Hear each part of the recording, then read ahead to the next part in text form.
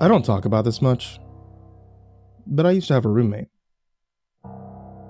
It was a few years ago when I was just an intern at the Habitsville Gazette. It was before any of my stories had been published, before anyone knew the name Samuel Singer. Rent in Habitsville is low, but my $0 paycheck from the newspaper office was even lower, and the only way I could afford rent was to split it with somebody else. Ironically, it was from a newspaper ad that I met Steven. He was as broke as I was, but we could scrape together enough to survive, and truthfully, he was the only one who answered my ad, so we got a small place and moved in. Couldn't afford living room furniture in the beginning, so we tended to keep to ourselves, opting instead to hang out in our individual rooms when we were home. It was a comfortable, if unfamiliar, symbiotic relationship. Until he brought it home. Steven was proud of the couch that he had found on the side of the road, but I wasn't so sure. It was old, dirty, pretty torn up. I'm no decor snob, but even this was a bit much for me. There's a huge rip in the cushion. He shrugged. We can flip it. And the smell? He waved his hand dismissively. We can clean it. Then, after seeing the look on my face, he corrected himself. I can clean it. I ran my gaze over the lumpy object again. In all its sickly green glory, the tragedy of it all was that at some point, this was a pretty nice sofa. I could see where once the ill color was a vivid emerald. The matted material was once velvet soft, and dry rot hanging off the bottom was once shined wooden molding. It probably once was a piece in some rich person's parlor in the 1950s. But now, it looked like trash. I leaned in a bit closer and squinted. And what about the stain? Steven furrowed his brow. What stain? I couldn't believe he hadn't seen it. It was so huge. It stood out in dark violet against the green, and I could tell it spread across the bottom right cushion and the back. It didn't take long to see that there was something odd about it. It wasn't a spatter like someone had spilled something, or a passing car had thrown a drink out of the window while it was sitting on the curb. There were no droplet marks around it, no uneven spreading. It was as though it seeped upward from somewhere below. I pointed to it, and Steven blinked once, twice, a third time, then looked surprised. Oh wow, you weren't kidding. I don't know how I missed that. He bent closer to it, his face curious. I had a strange feeling as the distance between him and sofa closed, a gut sensation that I should tell him to stop or pull him back. The instinct heightened when he raised a hand to it, and a surge of fear rippled down my back as he pressed a pointer finger to the dark mass. Then he pulled it away, stood back up, and shrugged.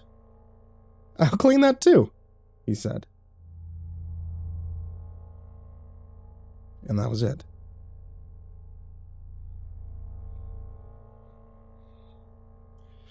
I let Steven keep the couch that I hated, mostly because I avoid confrontations, but also because I couldn't afford to get us a better one.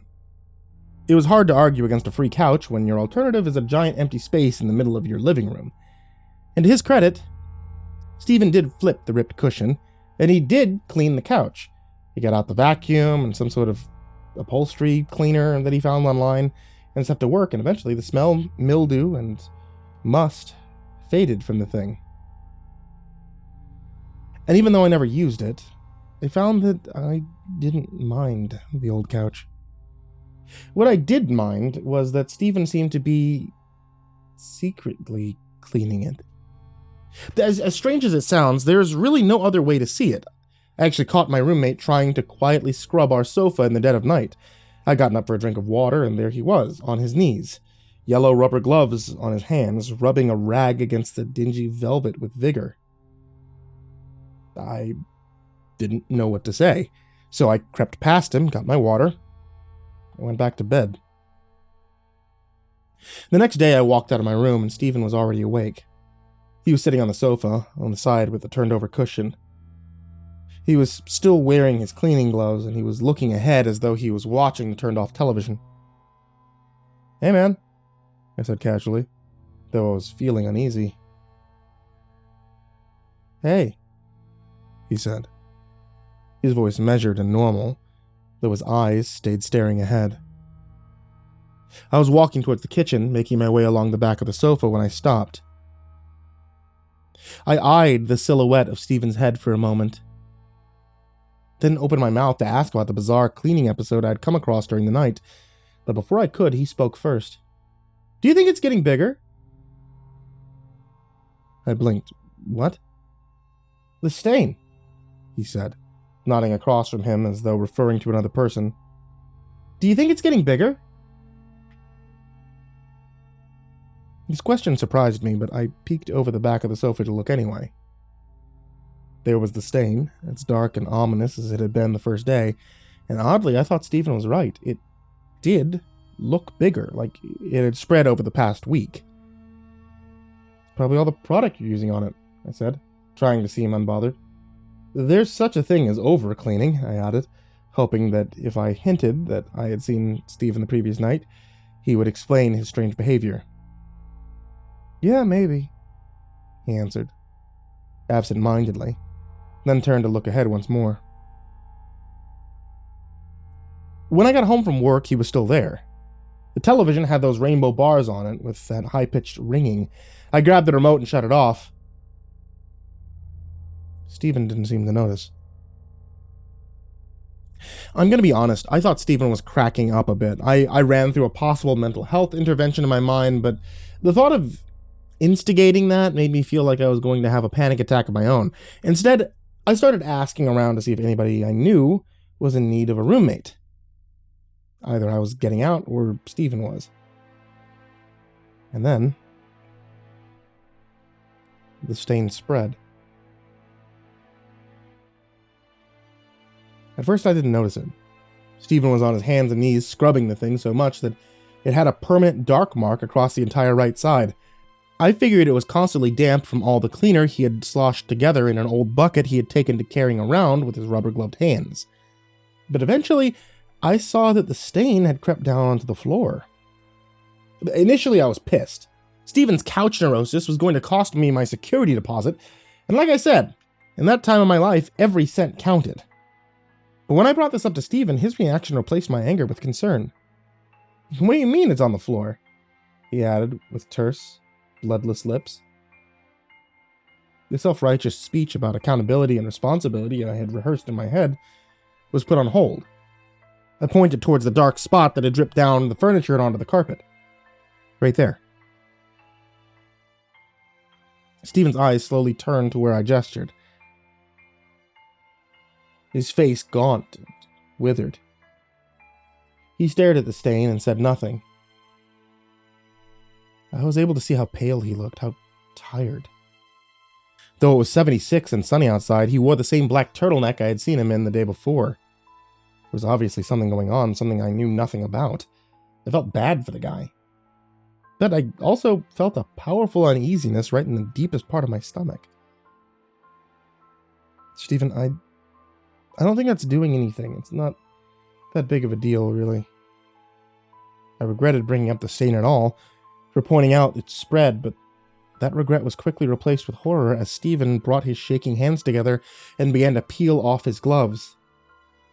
I'll just have to scrub harder, then, Stephen said, spittle flying as he struggled with his gloves. And then they were off, empty rubber sacks that fell to the ground. There was a moment, just after the gloves came off, that I was certain Stephen was wearing another pair underneath them. Unfortunately, he wasn't. Under the bright yellow mitts were mottled violet hands. The nails were mustard and cracked, and the cuticles were peeled and rimmed with scarlet. As I stared, an acrid scent wafted to my nostrils, the dank stench of detritus and decay. What was worse was what he did next. Stephen began to scrub. I wanted him to stop, but sheer terror struck me in place. I watched as Stephen brought his fingers to the carpet and pressed impossibly hard, moving in a vicious rhythm back and forth across the carpet. His fingertips were stark with pressure, then bloodied from broken nails that snapped off in all directions. Stephen? But he didn't slow his pace. The soft pads of his fingers grew shiny from friction, rubbed raw against the fabric, and all the while the stain stayed the same. When the skin blistered and broke, I finally lunged forward and tried to pull Stephen by his shoulders. Hey, man. Hey, stop it, you're hurting yourself. He didn't say anything. Only gave a guttural grunt and attempted to shake me off. As the red of the blood mingled with the deep purple of the stain, I reached out and grabbed Stephen's hands. He immediately grew still. I finally let myself exhale. For the relief I felt quickly gave way to dread as Stephen lifted his chin towards me, a disturbingly empty yet animalistic look in his eyes. You shouldn't have touched it. I swallowed. What do you mean? Stephen slowly held up his mangled hands towards me, loose bits of flesh and nail hanging from exposed bone with strings of brown carpet clinging to the sticky bits. The stain, he replied lowly, nodding at his hands. Now it'll get on you too. Then with that, Stephen grabbed hold of the bottom of his turtleneck and with one harsh pull unveiled one of the worst sights I had ever seen. His torso was a splotchy violet, like a huge birthmark that spread down from his arms and towards his waist. I could see there was a ring of ordinary flesh just above his belt, like as the stain crept from the sofa to the floor, it was now floating over the expanse of Stephen's body. A purple circle was choked around his neck, inching closer to his chin. The smell was the worst part. The faint stench that had been following Stephen around for weeks was intensely putrid when exposed to the open air, and my eyes watered with the sting of it. It was as though his body was rotting from the inside out. As my eyes traversed over Stephen's form, he moved calmly and quietly, picking up the rubber gloves he had tossed aside.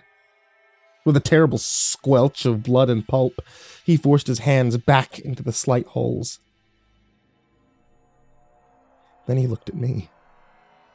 Sam, he said clinically, we've got to get that stain off you. I felt the color drain from my face. Slowly, I looked down. My hands didn't have any hint of the diseased color that Stephen was coated in. But when I turned back to my roommate, his eyes were focused on my skin. It was as though he could see something that I couldn't. He stepped forward. I took a step back. My leg hit something behind me. I turned to see the sofa, in all of its sickly green glory, blocking me from my easiest escape route. Stephen was staring at me, and his face was concerned. Stephen, I said again, trying to keep my voice light and friendly. There's nothing to worry about. See? I held up my hands to him, turning them to either side. I didn't get it on me. I'm fine. To my dismay, my roommate shook his head. I was fine too, Sam, he said, as the pitter-patter of blood dripped from the opening in his gloves. I was fine. That was the moment he lunged at me. Time seemed to stand still. My feet were locked in place as Stephen came towards me, his orange-smeared hands raised. I glanced at the spot below me on the carpet where bits of his skin and the jagged chunks of nail littered the floor. Then I looked back at the cold, determined eyes of my assailant, and I swore for a moment they shone a deep, dark, sickly violet. Then in 1 second I stepped out of the way. It was too quick for Stephen to change direction, and he crashed into the emerald sofa hard, though it didn't move an inch. He laid there for a second, in the velvet embrace of the furniture, his discolored body pressed against the matching expanse of stain. He turned his head towards me, a look of pure terror on his face, like somehow he knew what was going to happen next. There was a terrible grinding slurping sound as, hands first, Stephen was pulled in the slight crack between the sofa cushions and the sofa's back, and he didn't say a word, not a whimper nor a scream. He just silently slid deeper and deeper into the stained split until he was gone. A second later, something slid back out. 2 yellow rubber gloves. Licked clean. I dropped the sofa off on the curb that same night. Careful to only touch the left side.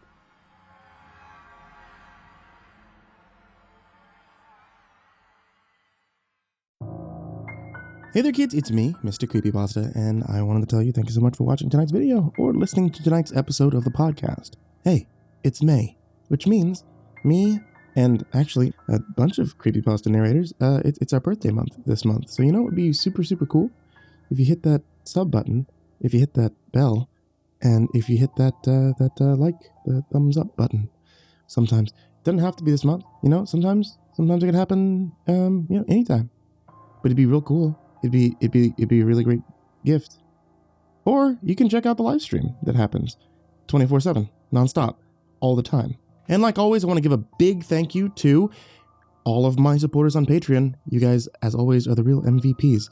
And I really appreciate it. If you guys want to join them, you can head over to patreon.com/MrCreepyPasta and see all these cool, fine folk that I'm about to mispronounce the names of here or in the description down below. People such as Jacob Shaffer, Zach, Jordan Alexander Sanchez, Brian Arce, Ken Lando Higuchi, Bobby Karman, Tristain Pelton, Chase Burnett, Diana Kraus, Melancholy Corpse, Hollow Zero, Ferb, Harley, Tainted Raven, Katie Birch, Sashi Suzaku, Katrina Beisel, Kayden the Spooky Boy, Zane Nightshade, MyBodySoundsLikeRiceKrispys, AshWood, Lord of the Weebs, Jay, Miss Xandra, MrUnsettlingSpaghetti, Eurogore, Tsuji Campbell, Marco Takes Dabs 420, Stricken, Azurine Fox, Robert White, Andre Garcia, Snails Brennard, Legit Quad Feed, Fried Chicken 12, James Bruce, Chris Levins, Freddy Krueger, Tynanny, 1-800-Nightmare, Unknown Nobody, Michael Scarborough, Infernal One, James Lowe, Lisa Cottrell, Jimbo the Hutt, Caspian, Jordan Ells, Hades' Nephew, Tater Chip, Acid System, Prozac and Pancake Appreciation Society, Cryptic Nightmares,